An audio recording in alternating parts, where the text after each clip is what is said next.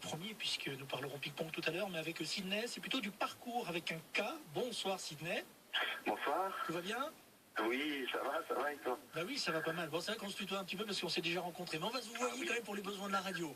Donc Sydney, je prends plaisir à vous interviewer à nouveau pour parler de cette belle discipline. Je dis belle parce que c'est très spectaculaire, hein, les vidéos qu'on peut voir sur Internet. Et vous avez à cœur, je le sais Sydney, vous qui êtes le nouveau et jeune président de la jeune Fédération française de parcours, donc à dire que cette discipline peut se pratiquer, même si on n'est pas, alors il faut être un minimum sportif, mais on n'a pas besoin non plus de faire 10 heures de sport par semaine, vous confirmez?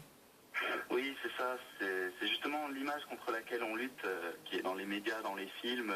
C'est justement l'accessibilité du parcours pour tous, hein, puisque c'est simplement l'objectif, c'est de se dépasser. Donc, du coup, à partir de là, il n'y a pas besoin d'avoir des capacités exceptionnelles pour pratiquer en se faisant plaisir. Alors, le parcours ou art du déplacement est une activité physique qui vise un déplacement libre et efficace dans tout type d'environnement. C'est ce qu'on trouve sur Internet. Tout type d'environnement, c'est quand même principalement l'urbain, c'est-à-dire la ville. Alors, c'est principalement urbain, mais c'est pas uniquement urbain, parce que justement, on lutte aussi contre cette image de banlieue et de ghetto un petit peu véhiculée par les films. Surtout Yamakasi, bien sûr. Voilà, par exemple, donc c'est aussi donc sur les arbres, les rochers, en pleine forêt, voilà. Et alors, c'est une discipline, on peut même parler de sport, qui est en plein boom en ce moment.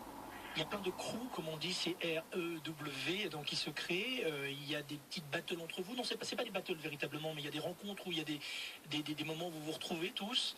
Il n'y a pas encore de championnat, parce qu'il n'y a pas véritablement de compétition, mais vous aimez à vous retrouver pour vous filmer, déjà pour vous retrouver.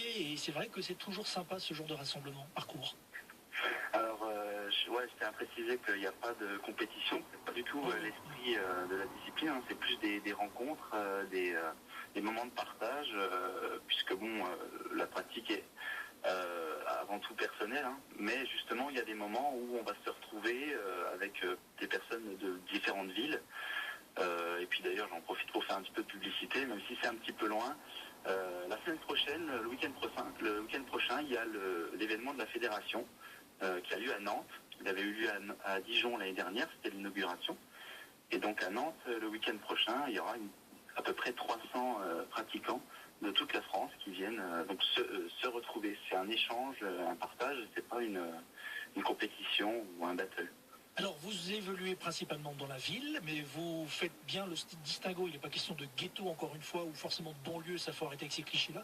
Et c'est vrai que c'est spectaculaire, encore une fois, de vous voir. Mais très vite, on peut prendre les bases du parcours, grâce à vous, entre autres, Sydney, ou des professionnels. C'est très encadré quand même. Hein. Ça se fait en toute sécurité. Hein. Vous ne sautez pas d'immeuble en immeuble, on est bien d'accord que ça reste le cinéma. Vous, c'est vraiment très encadré. Sécurité maxi. Ben, c'est ça, en fait. C'est ce qu'on appelle une sécurité active, c'est-à-dire qu'il n'y a pas de tapis, il n'y a pas de baudrier, il n'y a pas de cordage. C'est vraiment l'important, c'est l'encadrement. C'est vraiment là que nous on intervient en tant qu'association, les associations qui encadrent. C'est justement faire prendre conscience du risque et puis justement apprendre un petit peu à connaître ses limites et puis à les repousser, mais toujours en respectant son corps et puis en respectant aussi l'éventuel danger qui pourrait être créé par les obstacles. Exactement. On revient avec vous, vous restez avec nous encore, Sydney Gros-Prêtre. Hein, j'ai encore plein de questions à vous poser. Vous êtes le président de la Fédération française de parcours, c'est fedeparcours.fr hein, pour plus d'informations. Et vous nous reparlerez de l'événement qui se déroule le week-end prochain du côté de Nantes. A tout de suite.